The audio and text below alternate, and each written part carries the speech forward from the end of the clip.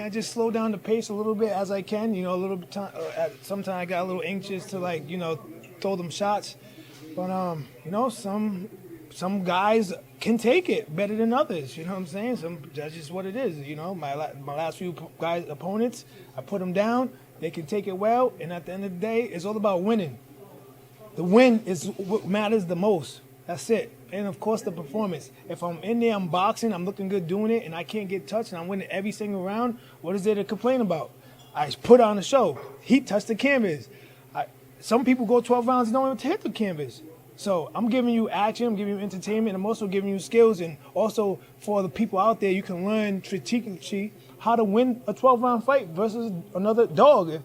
Like, people can't forget, I'm fighting another human that wants to make something out of itself. I can't just snap my fingers and be like, be gone. Yeah. Don't work like that. Sometimes it's there, sometimes it's not, basically. Nah, it's not what I said. No, okay. Not what I said. Okay. Was it within your game plan to come out so aggressive?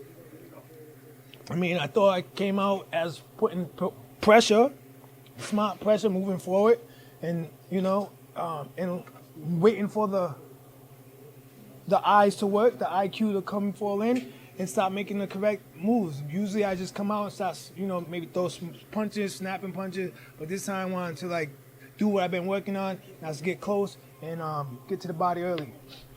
Demetrius, for these big fights to happen now, does it have to be pressure from everybody involved, your promoter, the fans as well, to make these fights happen? Yeah, of course. You know, I mean, who don't want to fight a horrible fighter? You know what I'm saying? I mean, who don't want to get a payday fighting that type of guy? So, I mean, why not push the envelope for that to happen? Do you have a plan to stay at 160 or go up to 68 anytime soon?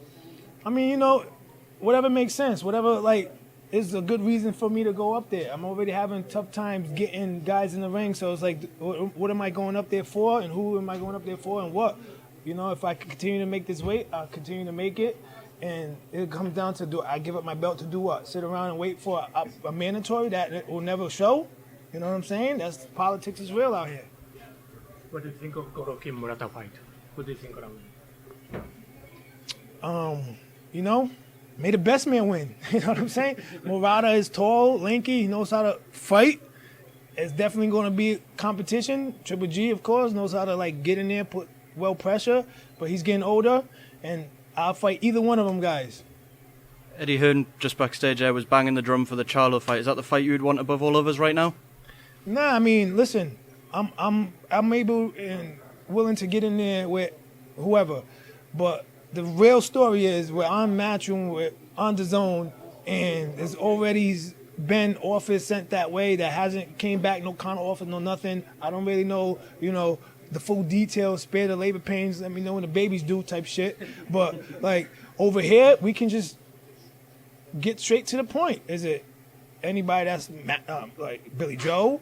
If he comes back, he said, oh, the only way he'll come back is to fight me. And I've been dying to get that fight for a decade, it seems like. So whatever it takes, I'm willing to do, and I'm feeling good, and I'm just learning and getting more experience every time I step into the ring. So today was a good experience as far as what I wanted to do during training. How rewarding is it for you that you can keep coming back home and getting responses like this? You even said, like, you expected the boos in the beginning, but that they'd be cheering for you in the end. That's what happened. No, of course. You know, I've been traveling for a long time. I've been traveling internationally for a long time since, like, young. I used to go out there, and all I used to scream was, boo, boo, boo, boo, boo. And I'm like, yeah, boo, boo. Boo, boo. That's me, to me. Like, so either way, but at the end of the day, you know, I love the fans, I love the energy, and some people work with them, some people doesn't. But for me, it doesn't matter. It's me versus you, and that's all that matters. I can zone out anything and everything. So, but I'm glad that it was electrifying in there today. We show that, you know, I also have loud fans that's going to come out and support. And, you know, we all the way up in Manchester, New Hampshire, where we go dissect frogs and go on automobiles all day and go a little fishing and shit, you know what I'm saying? And we do all that, hiking, fire camps and stuff like that. We out here, we making noise. Third time you fought in this building, right? Our point is to have your father by your corner after all these years, when in society where they try to pull a father away from their son, but your father's been around all this time putting that dog in you. So how you make you feel if he's still on your corner and y'all still winning? It feels great to have my family, my dad, Paul Andrade, who's been training me since I was young, and just growing with him.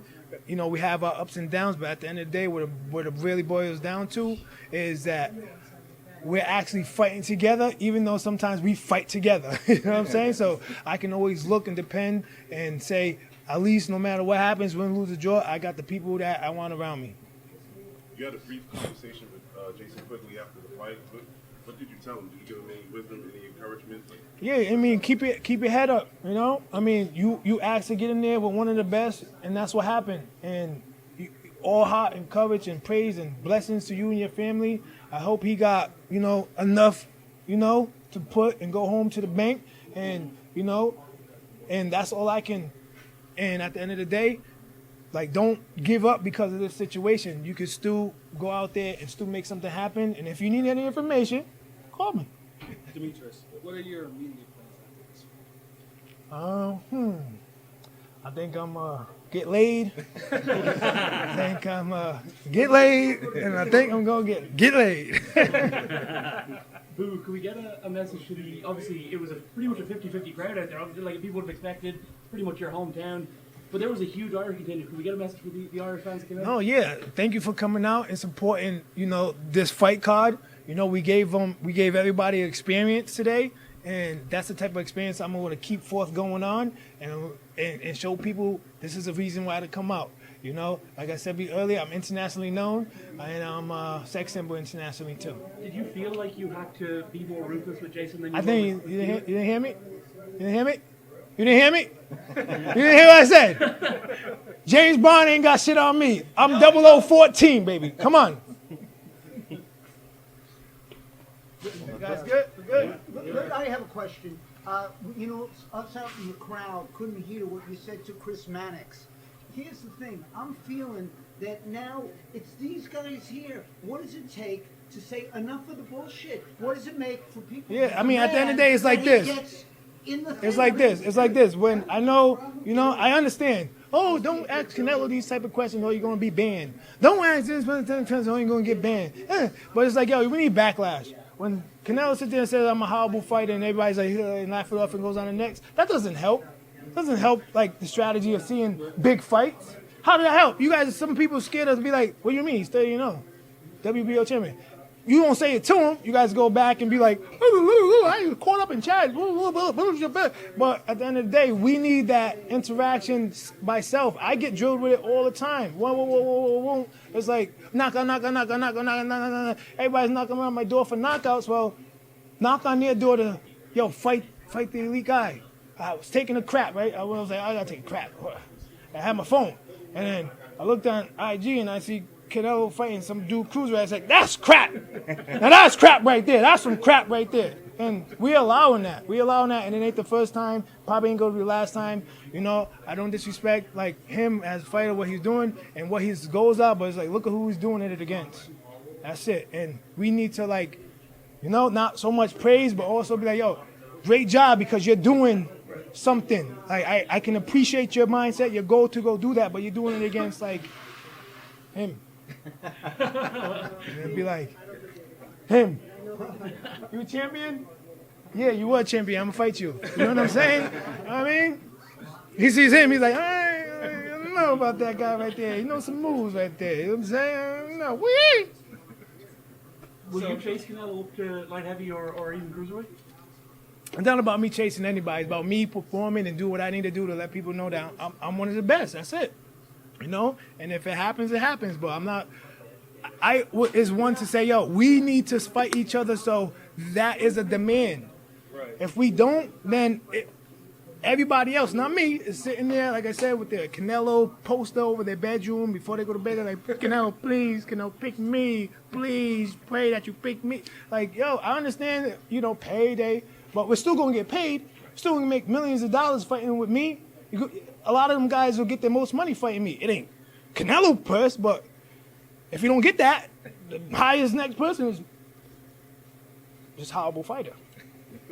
You're just too good. That's what it is. But they call you tall, dark, and handsome. I am tall, black, and dark, and handsome. Yeah, that's what it is. One of your loudest cheerleaders was your oldest brother, after the second round, after the knockout, we looked at each other and I asked him who's next, and he yelled Charlo, Charlo, Charlo. Do you have any messages for Jamal Charlo? I got no messages. The message is, whoever wants to fight, we can fight. However we gotta make things happen, we make things happen. I'm here. I've been here, and that's it. It's not about him.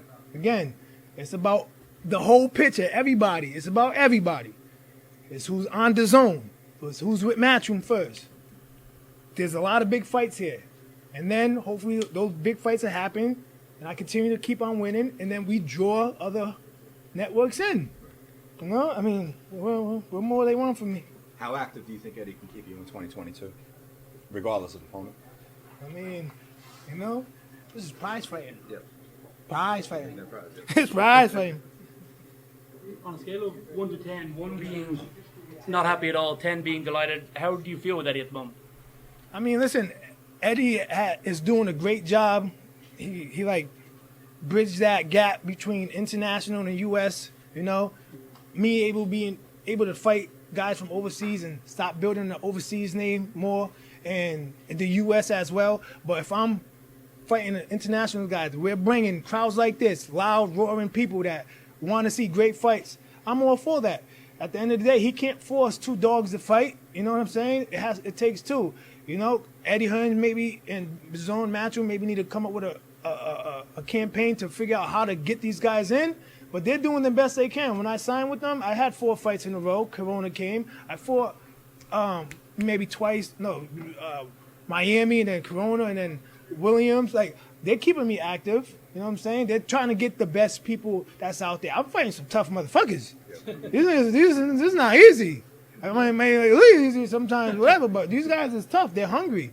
But at the end of the day, you know, we can only put in the ring people that want to put in the ring. All right, good? Yeah. Thanks. Thank you.